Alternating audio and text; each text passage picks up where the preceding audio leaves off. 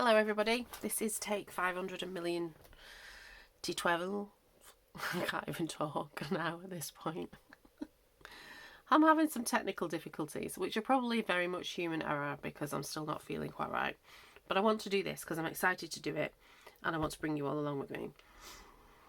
I'm making over an old Halloween costume hat, you know, the sort of headband type thing.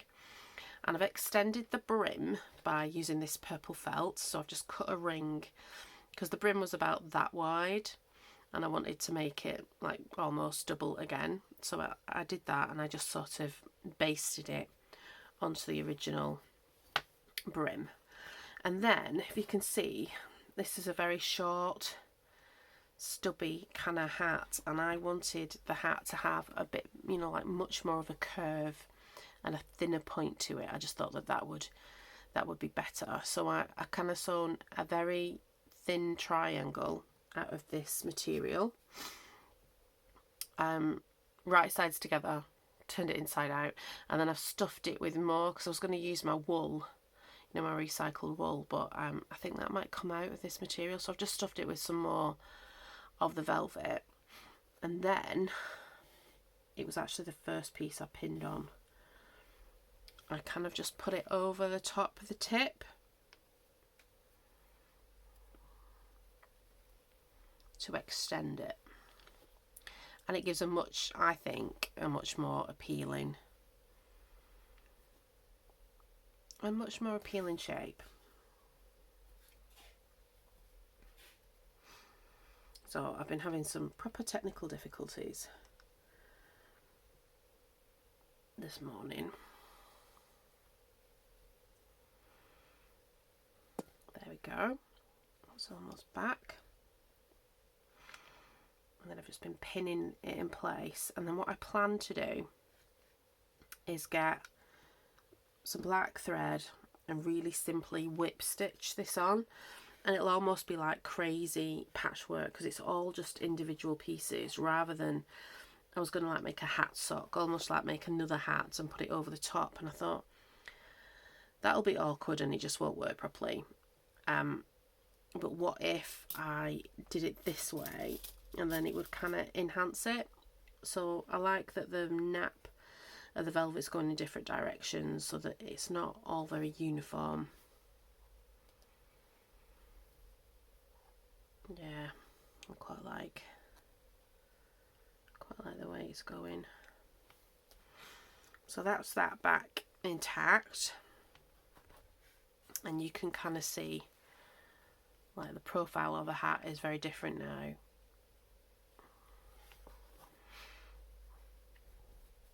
Yeah, I like it. And then to decorate the hat, I want to use two things. One was a scarf that I just sort of chopped up. These are all made out of like polyester, and the mistakes, and I don't think I've bought anything that's got polyester in it for years. These are things I've just sort of held on to. I don't wear any fabrics that are made out of plastic, basically, because they irritate my skin, and it's not very nice to wear. So I am steadily working my way through these items of clothing. They've become resources, and I want the hat to have a little bit of whimsy to it. So it's not a dark hat, even though it's a black hat. She's like a natural witch. So that's kind of go around there. It'll be a lot closer because the way I'll stitch it, it'll have folds to it, but it won't be bulky. It'll fit quite close to the edge of the hat, but it'll just sort of break it up so it's not all black hat-ish. And then these are the bits that I've sort of chopped off the top. There was some blue and white flowers as well, but I figure that keep it to one colour and keeping it to the like kind of ready colours, and just sort of, you know, initially pinning them on. So after I've been round and I've whip stitched all of this, I would pin on the flowers and sort of have them sort of climbing around. So it would be that bit, sort of climbing around the peak of the hat. I sort of have them on like that. And that would be it really. It's going to be in 2 parts because I've got to do a lot of the black sewing. And then next time, I think I'll get it to a certain point and then I'll switch the camera on, because I don't know how long people... I think I've said this before about slow stitch videos. Like, I like to watch a process and to have an understanding of what that person's doing. I don't necessarily want to sit there for hours and watch that person make that piece, because that's the thing about slow stitching. Even if you're doing something that's quite whimsical like this, it still takes a long time. You know, like that tea cozy that I made took a long time, and it would have been hours and hours of footage. And even if you edited it down, it would just be me stitching. So I think I would rather have sort of, I've got to this point and then I'll go away and then I'll come back and then I've got to the next point, and we work it out like that really. So I hope the orientation of this video is the right one. I filmed one, and the orientation, like I did it all from scratch, and the orientation was off and I couldn't edit it. It wouldn't let me flip it around. I don't know what I've done. Like I said, it's probably user error because I'm not feeling it the best. But it doesn't matter, because I think you know what I want to do. And now I've shown you how I've extended it. You know, you might have at home, or you might see in charity shops, really battered up Halloween or Christmas, because I think equally, because I might have another one of these hats somewhere, and I thought, oh, I could make it over for Christmas. You know, like you could make it into something that's unique and your own, and would be something that's probably a lot sturdier as well, would last longer. And that's what I'm hoping for this, that it'll become a piece of decor. I have an all-service meeting for my charity that I work for, and I'm not sure if we're meant to be in costume or not, because it's like on Halloween weekend. So if we are, I'll just stick this hat on, put my green glasses on, and wear black,